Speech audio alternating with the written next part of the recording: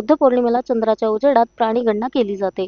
12 मे रोजी सायंकाळी 6 ते सकाळी 6 वाजेपर्यंत नवेगाव नागझिरा व्याघ्र प्रकल्पात प्राणीगणना करण्यात आली.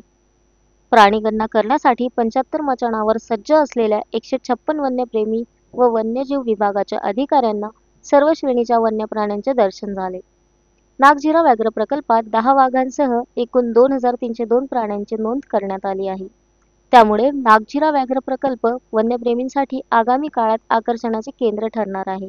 प्राणीगणनेदरम्यान नवेगाव राष्ट्रीय उद्यान, पिटेझरी, कोका, मंगेझरी या क्षेत्रात गणना पथक कार्यरत करण्यात आले.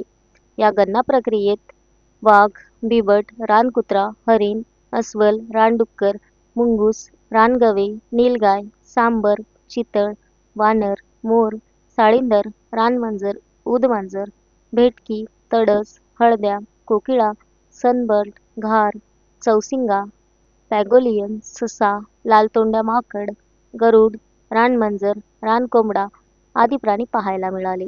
एकंदरीत नागझिरा व्याघ्र प्रकल्प बफर झोन परिसरात सर्व वर्गीय 2302 प्राण्यांची नोंद करण्यात आली, तर गेल्या वर्षी 1985 वन्य प्राण्यांची नोंद झाली. गेल्या वर्षीच्या तुलनेत वन्य प्राण्यांच्या संख्येत वाढ झाल्याने वन्यप्रेमींमध्ये आनंदाचे वातावरण पाहायला मिळाले. Sunil Kawade, the sting operation news, Gondia. The sting operation news, सत्याचे दुसरे नाव, अन्यायावर लेखणीचा घाव.